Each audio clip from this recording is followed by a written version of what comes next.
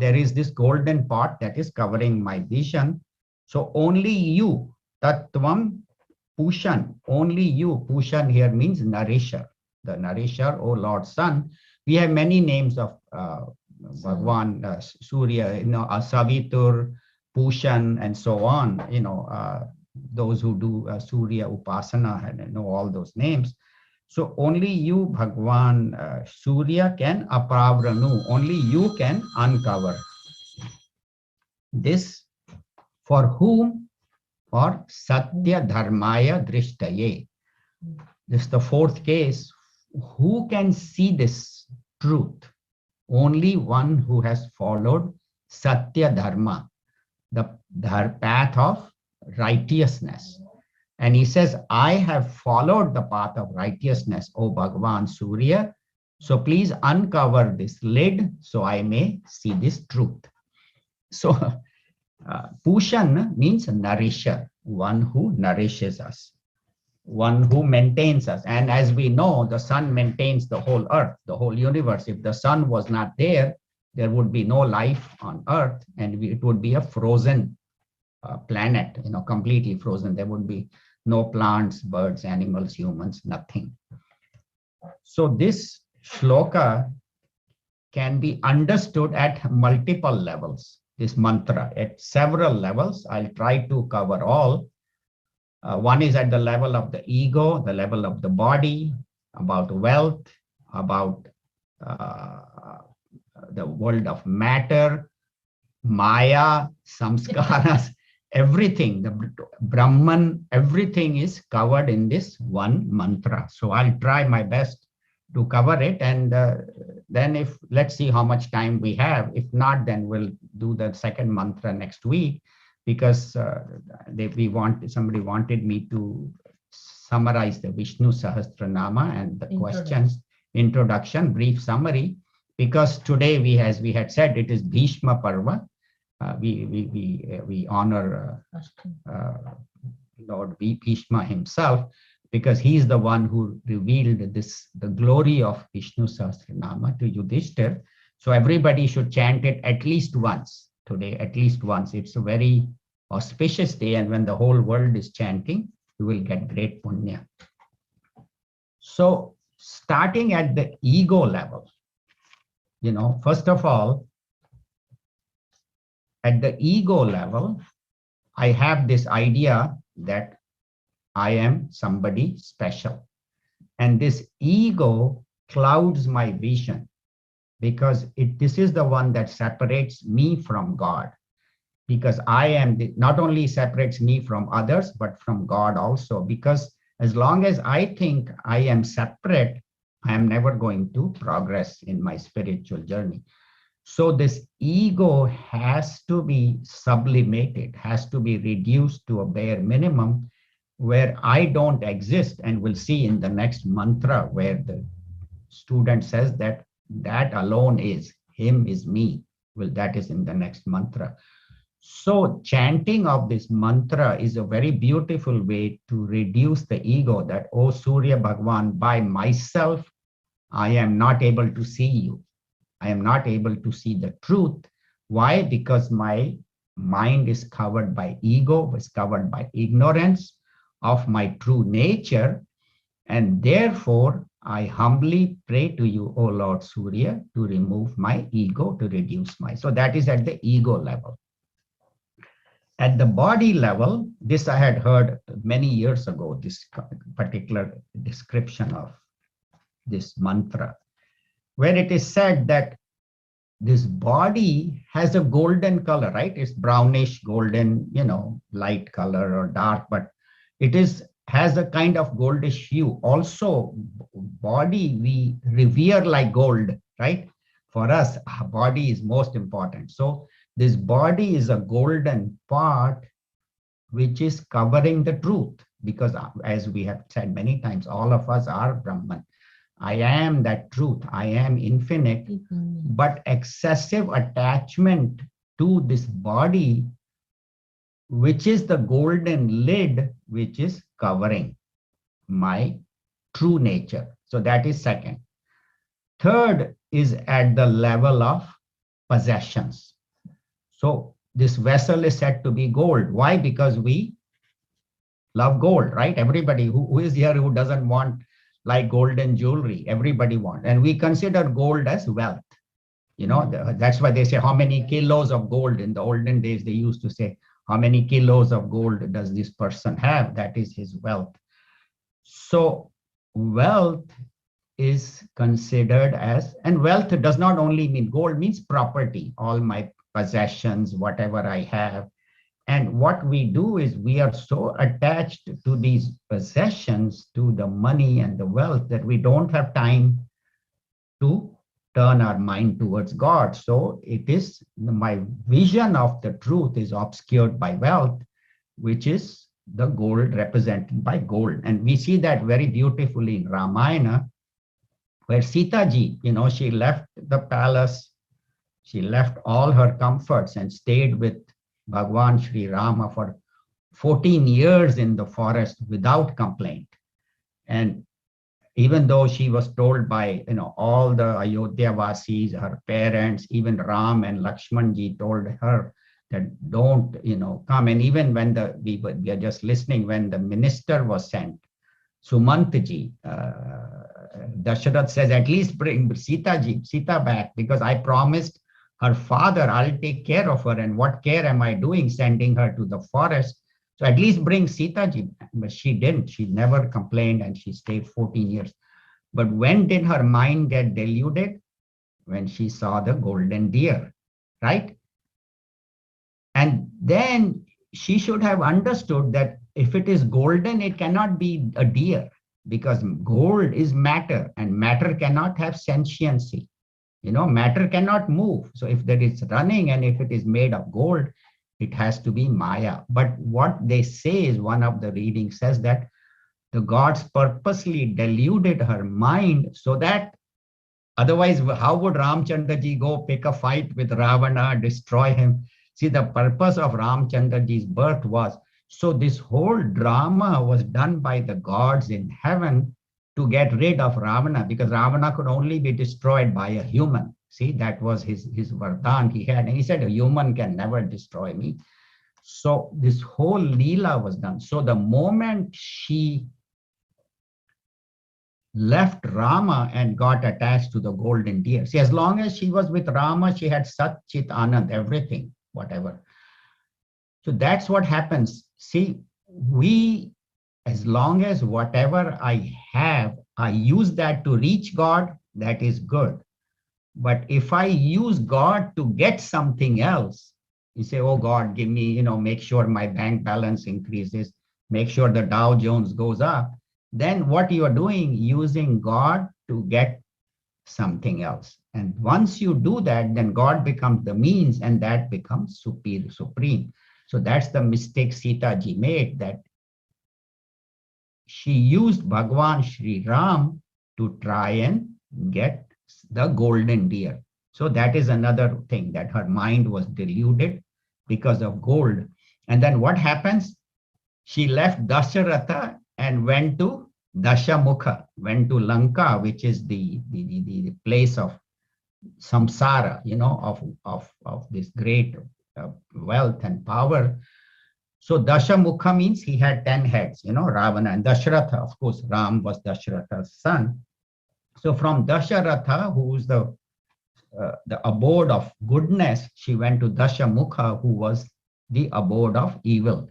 And Dashamukha is symbolic of the 10 senses we have, the 5 sense organs and the 5 organs of action.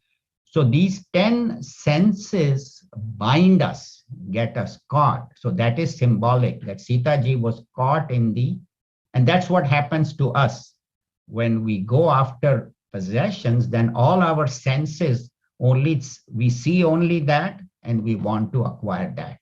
So sense organs and organs of action all get.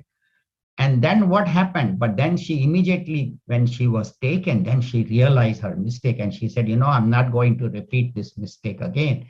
And even though she stayed in Lanka and Ravana gave her all kinds of what do you call it, things that you can have this, you can be my supreme queen, and I'll make my queen become your servant. Whatever he promised, she said no. She said, I want only Ram. And where did she sit? Under the Ashoka tree. Shoka means sorrow. Ashoka means no sorrow. So she sat under the tree, which was no sorrow. Why? Because she was remembering Ram. Once you remember Bhagwan, then you cannot have sorrow. And so Ramchandraji goes, destroys Ravana, destroys all the demons, and takes her back to where? Ayodhya. Ayodhya means where there is no yuddha, there is no conflict. So that's what they say. Remembering the Lord will remove all sorrows, will remove all conflicts in your mind. So that is another meaning of Hiranmayana. Then Gurudev in his commentary says it very beautifully, that it is the world of matter that is covering the truth, because we see matter, right? So our vision of truth is covered by matter. And in the Bhagavad Gita, Bhagavan says it very beautifully, Devi Hesha Gunamayi Mama Maya Duratyaya Mameva ye prapadyante Maya metam tarantite. So Bhagavan says, my Maya is divine, but it is very powerful. And it's made of the three gunas. We are doing the gunas in the 14th chapter currently. So only way to cross this Maya is to prostrate to me, to surrender to me. Prapadyante means surrender to me. Bhagavan, I by myself cannot overcome your Maya because you made it. And it is so strong. It is only you who can free me from that.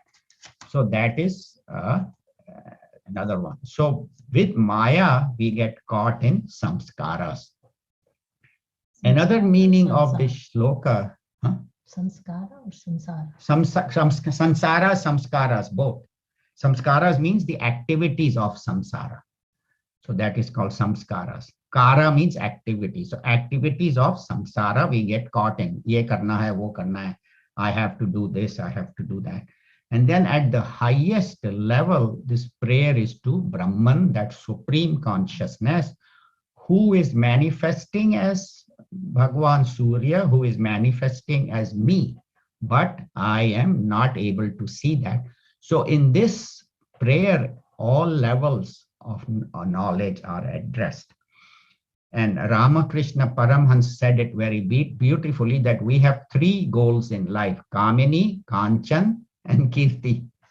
3 Ks. Kamini means the opposite sex. So we have love for that, attachment. Kanchan is gold, money, and Kirti is name and fame. So everybody in the world is engaged in acquiring those three, and that's why.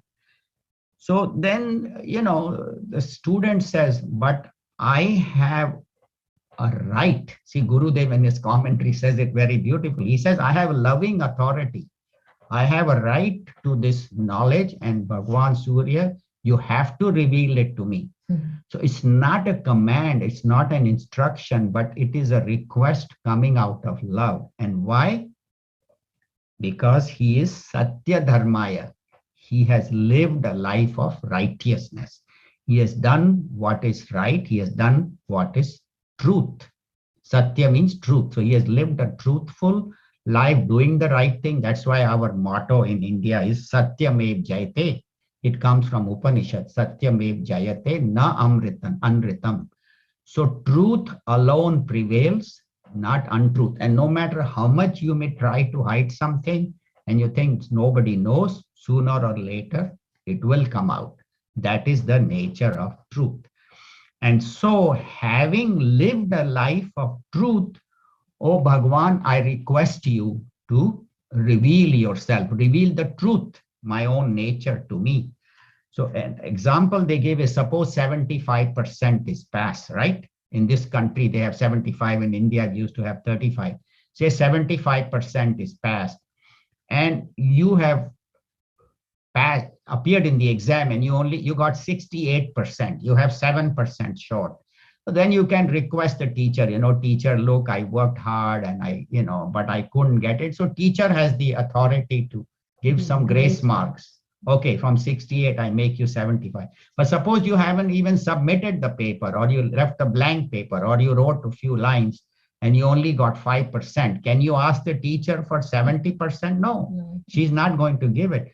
So the point is that we have to put our effort, and that is called sadhan chatushtaya. I have to purify my mind, do all the vivek, vairagya, control of that. But if I am not able to reach that level, oh Bhagwan, then you alone can do it. I myself am unable to reach the truth.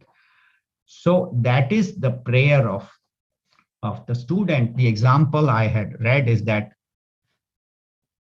children, there's an exam coming, and say you have a son or a daughter, and you tell her, there's only 1 month for the exam. If you study well and study hard and you do well in this exam, I'll get you whatever you want, right? So she says, okay, so for 1 month she's studying, no friends, no TV, just come out of her room for meals and then go back and study. And she does very well in the exam. She gets very good grade. Now she has the authority, right? She has the right to ask you. Okay, and then she says, I want a weekend in Disneyland. You take me there in the Disneyland hotel and all the, meet all the characters.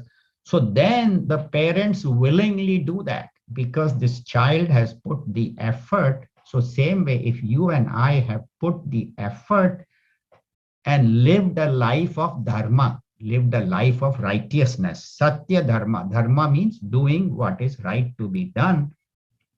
Then I have no guilt. Then I am qualified. So that is why they say the sadhan chatushtaya is the qualification that gets you ready for the highest knowledge. And without that, you can study the scriptures, but you won't benefit. Vivek, Vairagya, Shat Sampati, and Mumukshutvam, strong desire. The other meaning of this is that, oh Bhagwan, Surya, your light is so bright. If you look at the sun, the light is so bright, you can't see it. So what is the essence? What is the source? I am not able to see. And that we will be covering in more detail in the next shloka. So again, it says that strong light blinding me, so I cannot see. And in our Upanishads, they talk about two paths. Also in the Bhagavad Gita, Bhagavan Shri Krishna talks about Dhumo Ratri Taya Krishna Shanmasa Dakshinayanam, and then Jyotir Aha Agnihi Shanmasa Uttarayanam. So there is the path of Uttarayanam, the path of the north, the path of the south. Here, the path of the north means the path of sun, the solar path. And the path of the south means the lunar path. This will be covered in a lot of detail in the next Upanishad that we will be covering.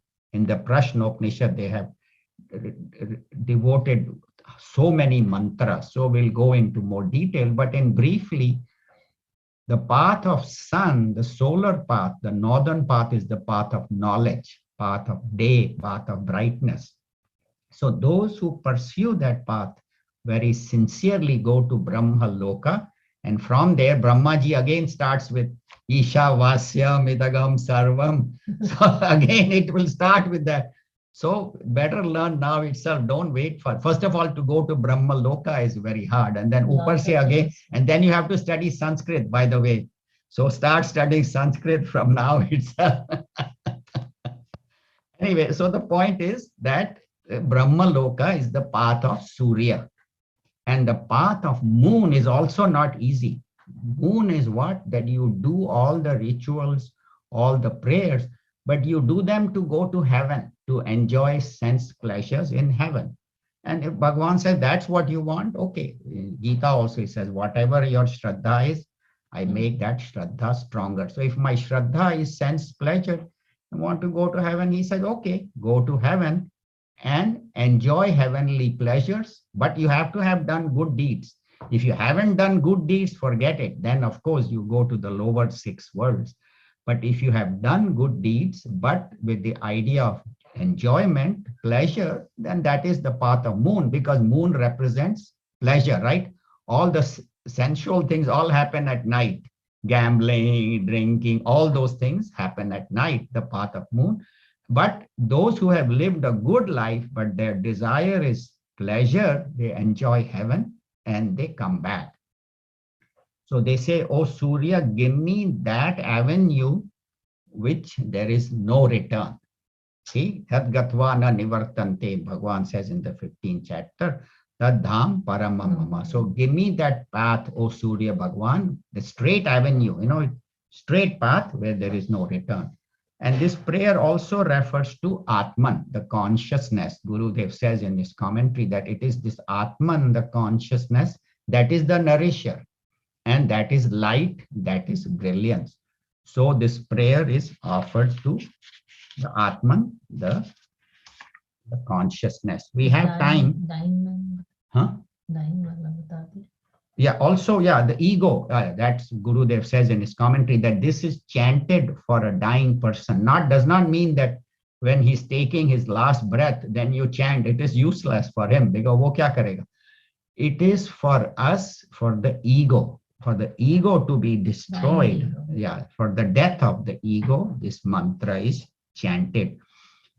We have a few minutes. You want me to finish the next mantra or do Vishnu Sastra Nama and leave for questions, and then we can do the next mantra next week?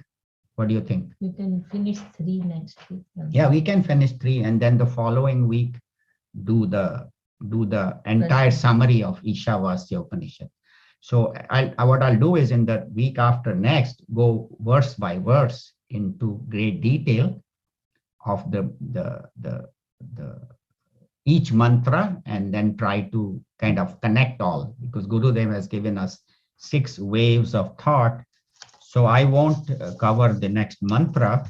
So we will talk about the Vishnu Sastra Nama, which we are chanting. We are requesting everybody to chant today because it is Bhishma Parva. So this Vishnu Sahasranama in the Mahabharata, it appears in the Anushasana Parva. That is what it is called, the segment of the Mahabharata called Anushasana Parva, where Yudhishthir approaches Bhishma Pitama. And Bhishma Pitama is on his, on that bed of arrows, and he's waiting for Uttarayana, for the January 14th to drop his body. And people say those who drop that body go to the highest. But does that mean so everybody who drops after 14 January will be liberated? There could be ants and bugs and animals. So, but we'll talk in more detail next week. The idea is that those who follow the solar path, the path of knowledge. This Vishnu Sahasranama appears in several Puranas, not only in Mahabharata.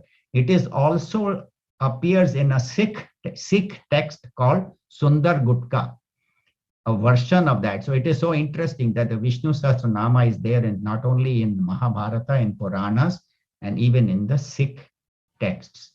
And the word Sahasra means 1,000, which means infinite. Bhagwan has infinite names. And what they say, I'll come to Yudhishthir's questions, but I'll give some general information about Vishnu Sahasranama. So they say chanting the Vishnu Sahasranama, when it is done with great devotion, what they call as a Falashruti, what is the benefit? They say it gives name, fame, wealth, and knowledge. It will give you the name and fame.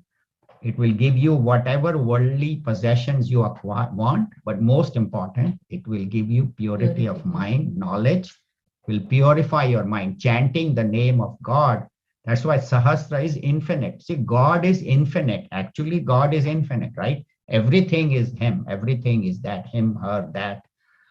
But 1,000 represents infinite. And the Gurudev in his commentary says that, of the Vishnu Sahasranama, says that God cannot be known as an object or even as by a human mind. So when the mind is quiet, then God, the individual realizes the infinite nature of God. And the Lord reveals himself when you chant this mantra with faith and when it is done daily. So that's what they say. It is very important to, if not daily, at least do it as often as you can. And Bhagwan Vishnu represents the entire universe. Of course, in Shiva Puran, they'll say, Shiva is supreme. In Devi Puran, they'll say Devi. In Ganesh Puran. But Vishnu Sahasranama, Vishnu means all pervading, that which pervades everywhere.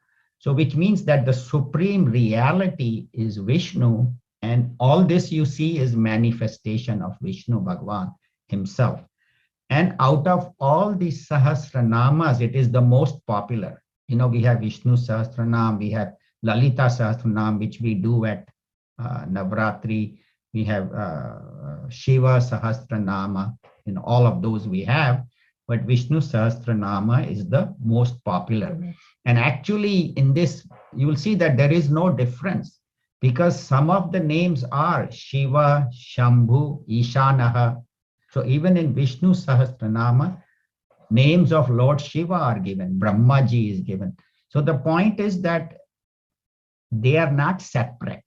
It is not that Brahmaji is separate and Vishnu is separate and Shiva is separate. They are one consciousness expressing as three. And also it means chanting of Vishnu Sahasranama will give you Shivam, will give you auspiciousness, most auspicious. And also it is said that chanting this mantra makes you go beyond gunas, will make you gunatit, because in the 14th chapter, we will be next week talking about the man of wisdom who is gunatit, how to go beyond these three gunas. So they say chanting of the Vishnu Sahasranama will make you one with Vishnu, who is beyond all gunas, because Maya is the creation of the Lord. Maya is the creation of the Lord. So if you want to go beyond Maya, you have to use this one. And same way, Shiva is Vishnu, because Shiva is all pervading, right? If you say God is all pervading, that is Vishnu. So what they are saying is that they are not separate.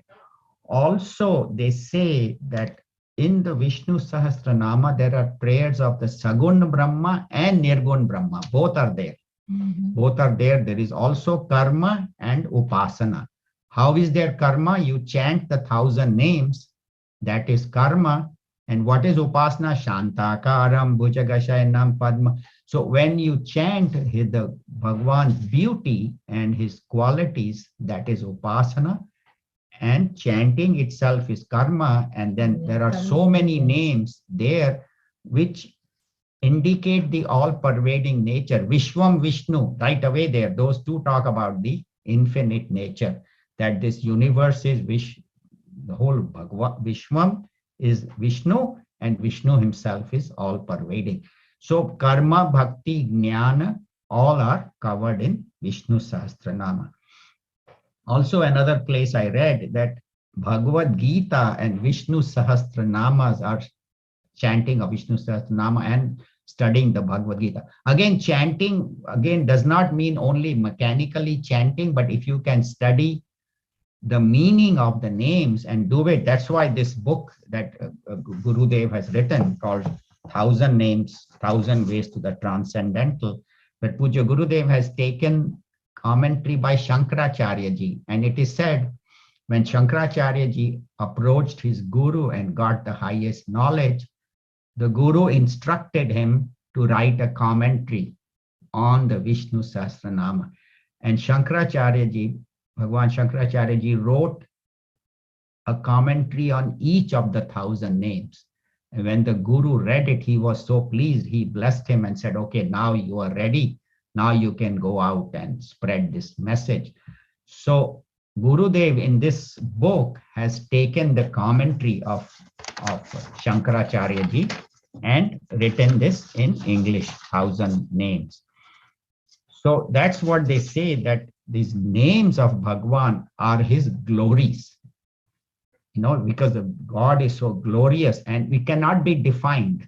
See, that's why they say truth, when God defined, is God defiled, because you cannot define.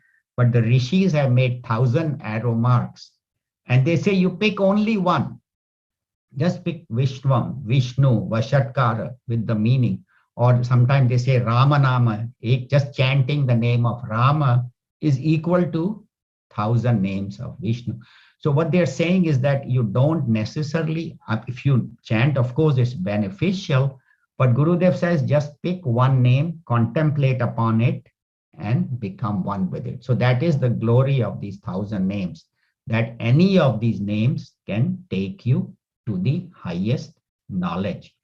And same thing, Naradji, when he approached Brahmaji for the highest knowledge, Brahmaji said, chant 1,000 names of Narayana and you will reach enlightenment. So that's what, so everywhere the glory of this, and there another Puran was composed in praise of this Vishnu Sahasranama. So it is said that Yudhishthira approached Bhishma on the bed of arrows and asked him 6 questions, and they were answered by Bhishma. So the 6 questions are, who is the greatest Lord of the world?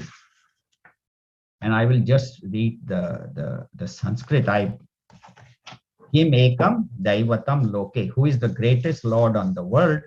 And then Bhishma says, Pavitra nam pavitram yo mangalanam cha mangalam daivatam devatanam bhutanam avyaya pitaha. So he says the greatest Lord of the world is Bhagwan Vishnu, who is pure and mangala and auspicious. And he is the father, he is the origin of this universe, father, mother, all. And avyayam, it is immutable, unchanging, permanent. So that is the greatest Lord of the world. And then he asks, who is the greatest refuge of all? Kim vapyekam parayanam. So again it says, paramam yo mahat teja, paramam yo mahat tapaha, paramam yo mahat brahma, paramam yah parayanam. So he says that one Vishnu who is all pervading, who is effulgent, who is of the nature of brilliance, and who is the controller. In the next shloka, one of Vishnu's names is Yama. Yama means the controller of all. So that we will cover next week. So that controller of all is Vishnu, and that is, make that your refuge. Make that your parayanam. Parayanam means abode, where you sit. Then the third question was, how can we reach supreme Shubham, auspiciousness and prosperity? Stuvantam kam prapnuyur manava Shubham. So by glorifying whom can man or human beings reach this auspiciousness, peace and prosperity?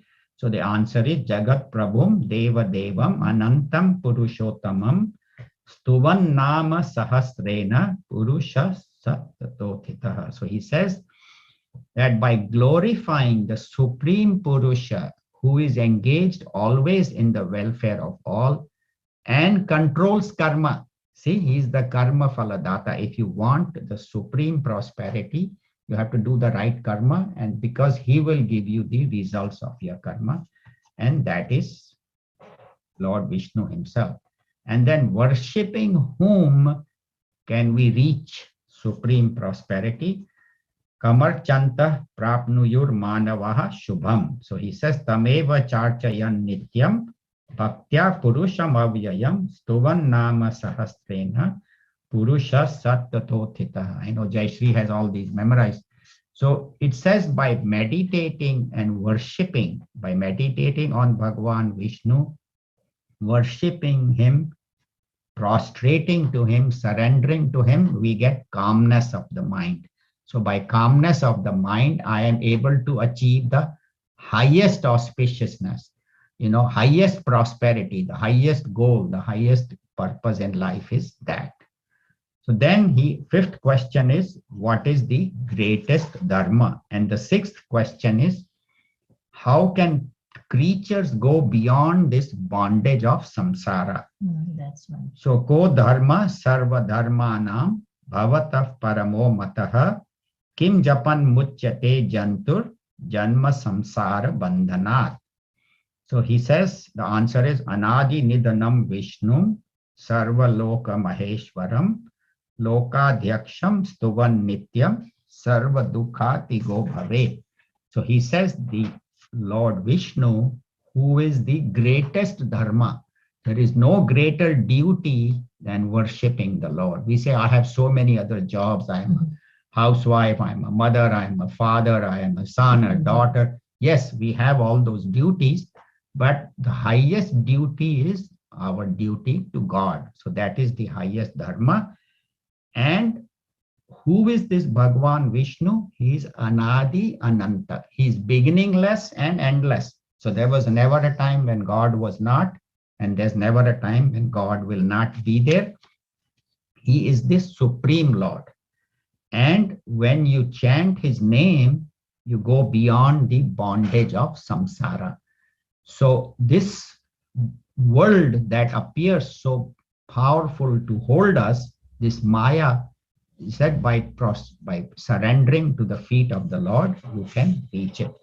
And then they say Bhagwan Vishnu is not only the sustainer. We say Brahmaji created and Vishnu sustained and Lord Shiva does the pralaya, but they say no, Prabhava, Palana, Pralaya, all is Bhagwan Vishnu because there is only one. Prabhava means creation, Palana means sustenance, sthiti, and Pralaya is the end. So also in life, we go through birth, sustenance, death. Every day we have talked about, we go through birth and death. Day is born and then night dies. And then night is born, day dies, childhood, youth. So through all these changes of life, all these births and deaths, joys and sorrows, when joy is risen, then sorrow rises. Chanting the name of the Lord will protect us through all these variations of life, all these births and deaths. Does not only mean the final death and this birth, but throughout life, all these joys and sorrows, raga, dvesha that comes, chanting the name of the Lord will take us beyond that. And they say that one who chants the name of Lord with devotion, no evil can come to him, no sorrow can come to him, no problems can come to him, because chanting will relieve us of all sorrows, of all problems. And main thing is it will realize that I am beyond sorrow.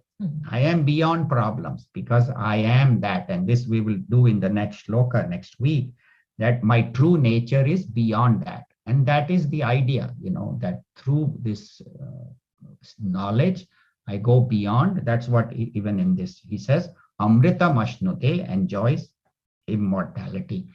And then they say that chanting can be vachik or manasik. So it can be audible, like loud chanting, Vishwam Vishnu Vashatkaro Bhuta Bhavya, or you can do it whispering, just in your softly, where only you can hear. And then the third is mental japa. And they say, Raman Maharishi says, mental japa is the highest. It is meditation. That's what he says, that there are three kinds. There is audible, there is whisper, and when you're doing mental japa, when your mind is constantly chanting the name of the Lord, whatever name it may be, whatever name. Today we are talking about, of course, Bhagwan Vishnu, but any name of the Lord, when it is chanted with regularity, with devotion, with love, with surrender, then that name will bless you with the highest knowledge. And that is what. And again, in this Vishnu Sahasranama, they have used the masculine gender, feminine gender, and neuter gender for some of the names, but they all reflect that one. So again, the idea is that this one Lord is everywhere. He's masculine, feminine, neuter. So moving, unmoving, everything is chara, achara, everything is that one Lord. So this is the glory of Vishnu Sahasranama. Of course, a lot more can be spoken, but I just briefly summarized these questions. And so we have about 5 minutes. If we have any questions, comments about whatever we talked or anything else. And Anil, I just wanted to say this shloka that we did, it comes in the Upanishad Ganga before every Yes.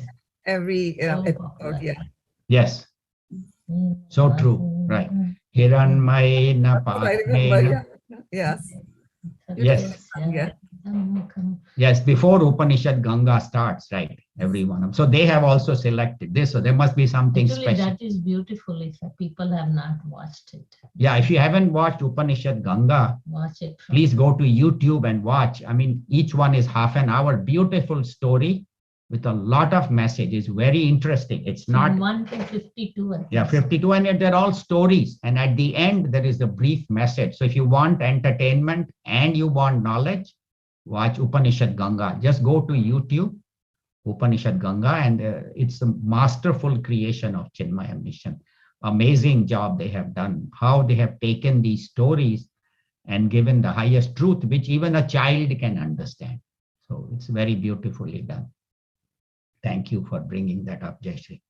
Anything else?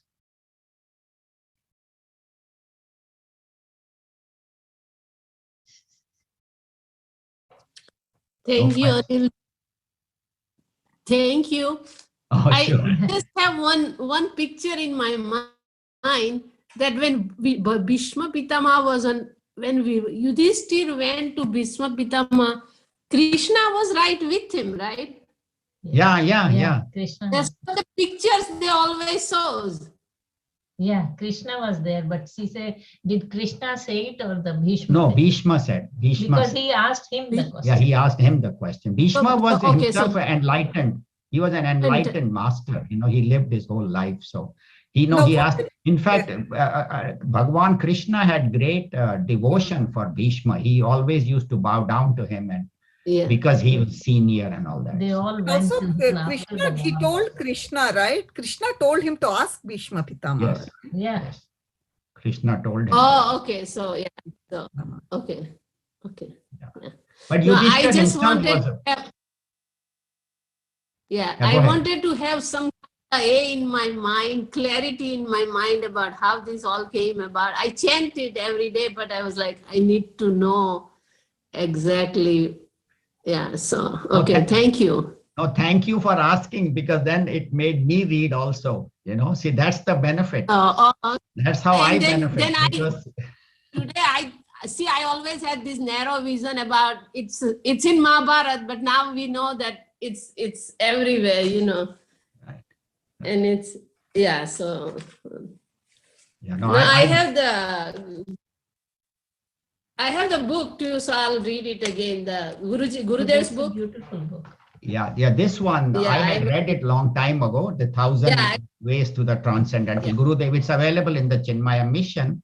I had read this a few years back. I don't remember all the meanings of all the names, but every name Gurudev has written 1 or 2 paragraphs very beautifully. He has followed Shankaracharyaji's commentary and then given it a modern interpretation. Vishwam Vishnu Vashatkaro Bhuta Bhavya Bhavat Prabhu. So it is the past, present, future, everything is Vishnu. That. So everything, whatever you see, is that. Thank you. I had a small question. I looked in the book of hymns, for that, for this stotram, and it started out. Well, I didn't really know what it meant, but I don't think it's like there were like pieces that were missing, and then it jumped to those 6 questions, and then it says Bhishma Uvacha. Those are the answers then to the 6 questions. Right. Bhishma Uvacha. Right. Where does it then start the names?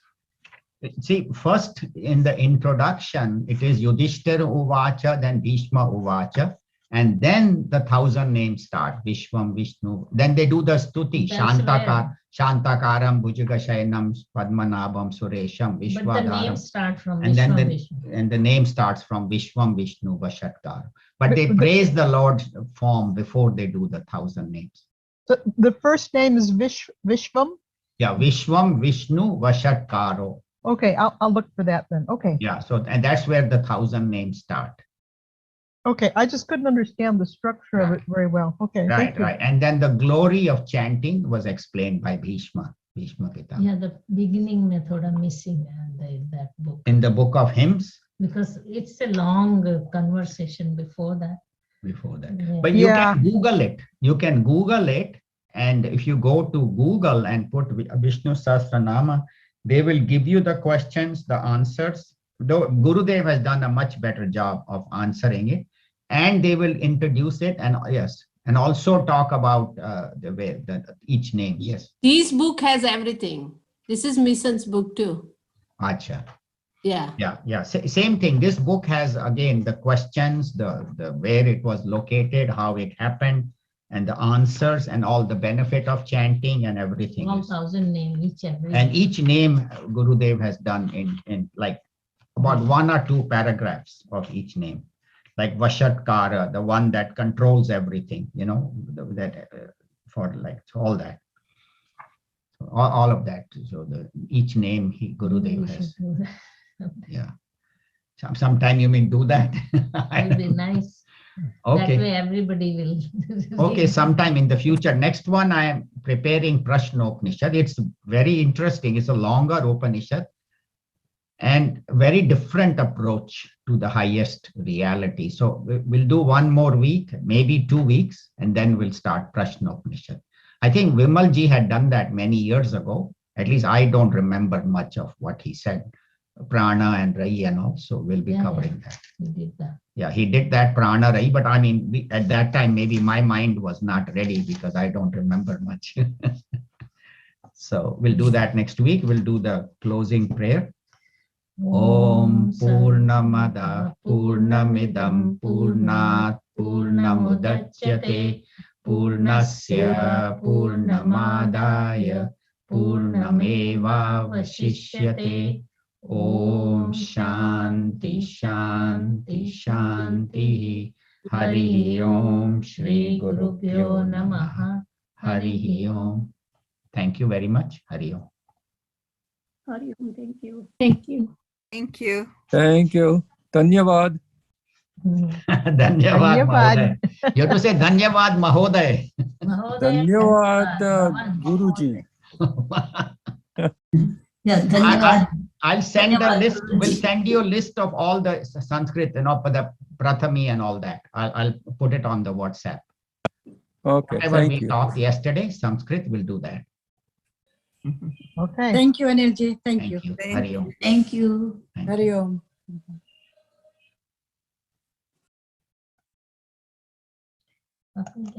You can do the opening prayer, please. Thank